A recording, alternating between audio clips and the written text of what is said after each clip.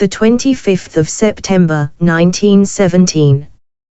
We received the worst news imaginable from the sergeant who visited us in Montgomery, Alabama. Carson had died in a mustard gas attack. The thought of what he must have endured in his final moments was unbearable, and the idea of that kind of suffering was too much for me to even comprehend. I didn't know what to say. Instead, I broke down, sobbing uncontrollably. The grief hit me like a relentless wave, stabbing at my heart over and over. It was a pain deeper than anything I had ever known, the kind of sorrow that leaves you feeling hollow. When they brought his body back to the state, the reality of it all struck even harder. I saw the burns on his face, disfigured by the poison gas. His once handsome features, admired by everyone, were reduced to a grotesque reminder of the war's cruelty. He had been a true Casanova, and now his face resembled something monstrous. I couldn't hold back my anger. "I hate Woodrow Wilson!" I screamed, punching the ground until my fists ached. "I understand, son, but it's not his fault," my father said, his voice trembling, though he wasn't trying to convince me, or even himself. "How is it not? Look at him." I pointed at Carson's face, now barely recognizable. "He didn't deserve this. He chose to join the war," my father said, his voice cracking like broken glass. "I wish he hadn't gone," I roared in frustration. "Blame that Gavrilo kid, not Wilson," my father reminded me. "Gavrilo, as in Gavrilo Princip. The man who killed Franz Ferdinand?" I asked, unsure. "Yes, that's the one," he replied quietly. "Then I hope he dies too," I shouted, my voice breaking, full of the helpless fury only a 10-year-old could express. "I'm sure he will, son," my father said, trying to calm me down. "When?" I asked, sounding foolish even to myself. "How the hell should I know?" he snapped, his patience thinning. "Sorry," I mumbled, sinking under the weight of it all. The sergeant, emotionless as ever, cleared his throat. "His last battle was at Menin Road Ridge," he informed us as if delivering just another fact. "Damn," my mother whispered, her eyes welling with tears she tried to hold back. "What does that mean?" I asked, fear creeping into my voice. "A lot of soldiers died there," my father said, his frustration barely masked. "I read about it in the paper." "How many?" I asked, probably too bluntly. "Around 250,000, the sergeant replied, grimly. "That's insane." I gasped, unable to grasp the scale of it. "That's war, Jeremiah," my father said softly, sadness weighing down his words. "War never changes," I muttered, my voice full of frustration. "And neither do the people who start them," my mother added bitterly. The sergeant, though, threw in a darker note. "If you ask me, it's all the Jews' fault." "You don't know that," I shot back, irritated by his hatred. "Oh, but I do," he said, his tone unapologetic. I didn't argue further. "Okay," I replied, my annoyance clear. After a moment of silence, my mother's voice broke through the tension, heavy with sorrow. "We need to start planning Carson's funeral," she said quietly, as if the weight of her words could somehow lessen the grief we all carried. "We should invite Jeremiah's grandparents," my father added with a deep sigh. The reluctance in his voice was unmistakable, he never cared much for them. For me, though, it was the opposite. My grandfather had been a steady presence, taking me fishing whenever he could. I never really cared if we caught anything, it was the time we spent together that mattered. Looking back, I wish I'd appreciated him more when I was younger.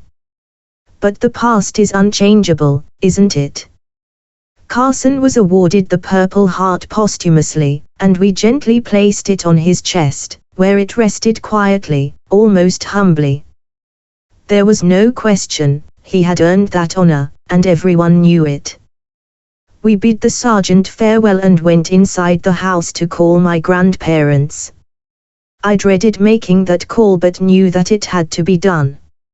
I picked up the phone, my hand trembling, and dialed their number.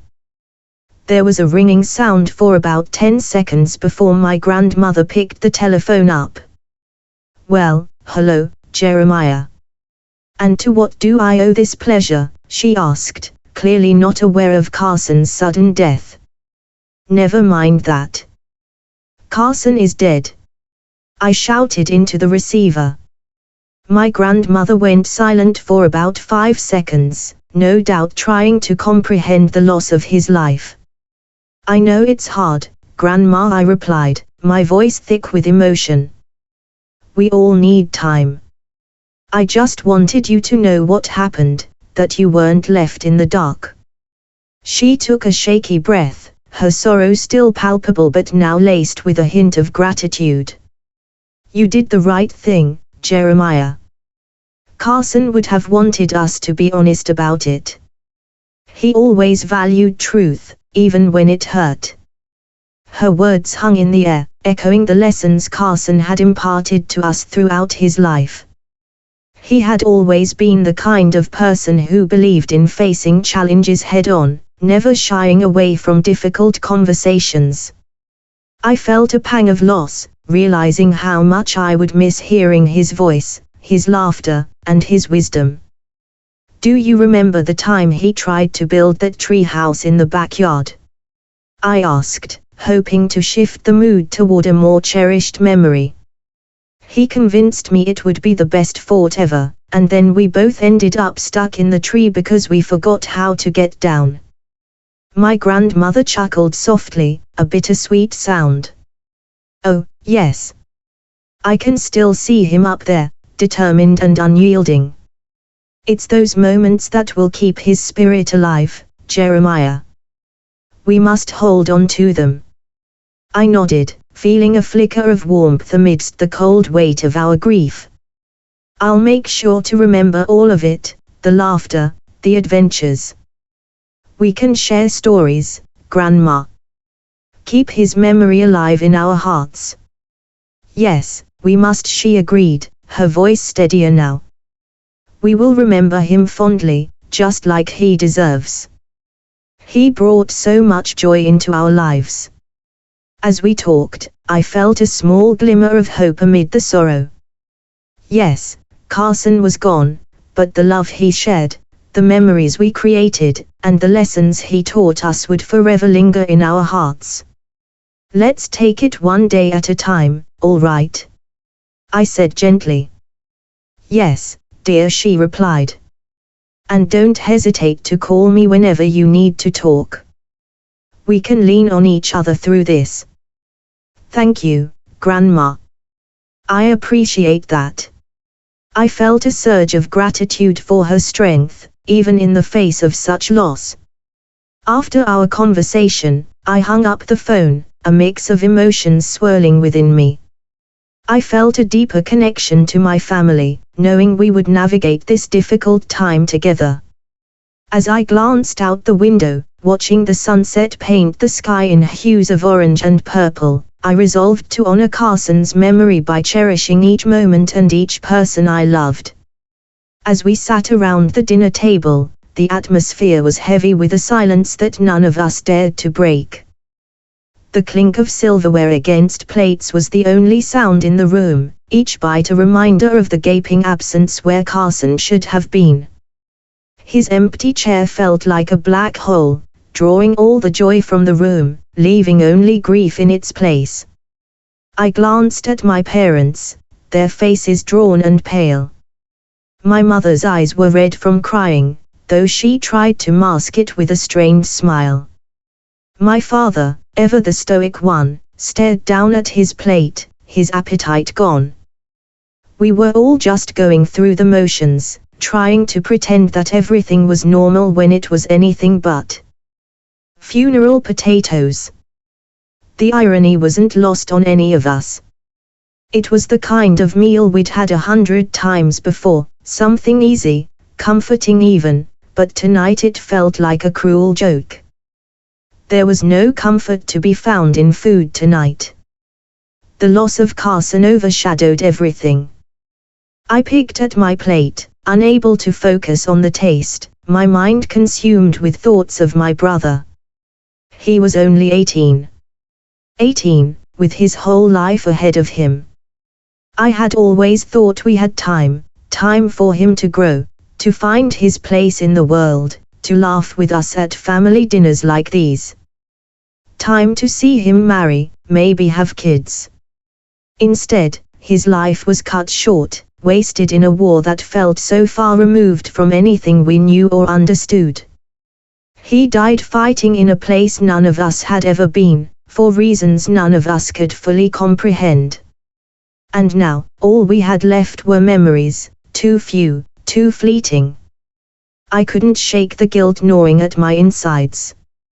I hadn't valued him enough while he was alive. Sure, I loved him, he was my brother, but I hadn't told him often enough. I hadn't spent enough time with him before he left. It was always easy to assume there would be more time, and more opportunities to show how much he mattered to me. Now, all those opportunities were gone, vanished along with his future. He was a hero, my mother whispered as if to reassure herself. He died for something important. But did he? The thought flashed through my mind before I could stop it. Carson fought bravely, no doubt about that.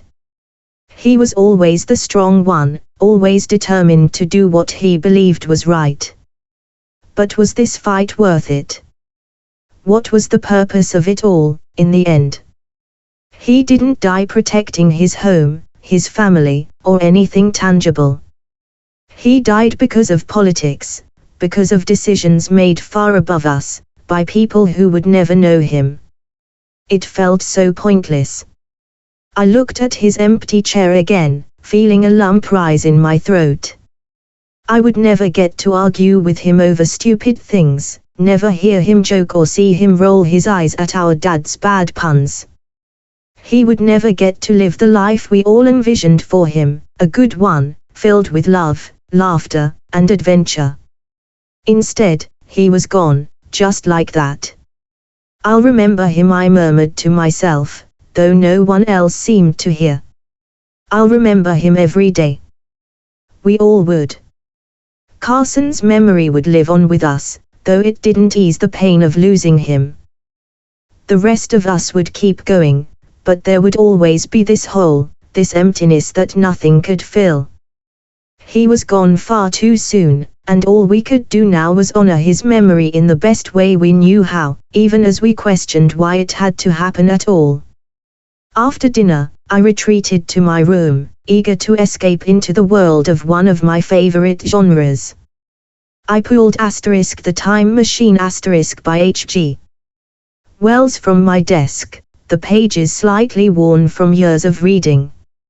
It was assigned for my English class, but unlike many of my classmates who groaned at the thought of mandatory reading, I was genuinely thrilled. Science fiction had always been my genre of choice, offering limitless possibilities and ideas that stretched the imagination. As I opened to the first page, I felt a surge of excitement. It was a welcome break from the usual dreary classics that seemed designed to drag me into a literary coma. Books like *War and Peace* were far too tedious for my liking. Lev Tolstoy, in my opinion, could win an award for writing the most mind-numbing novel ever. I mean it, every page was a battle to stay awake. If he had wanted to write a cure for insomnia, he certainly succeeded.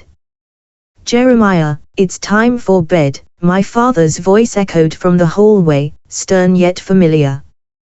"Just one more page," I whined, not ready to surrender to sleep just yet. The words on the page were pulling me in, and I was far too captivated to stop. There was a pause, and I could sense his hesitation before he finally gave in. "Well, okay," he said, his voice softer now, though still reluctant. I smiled to myself, feeling victorious. One more page. I knew it would be more like 5.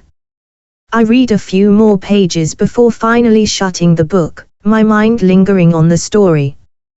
Despite the ache of losing Carson, I found solace in knowing he died a hero, a man who risked everything for his family and his country.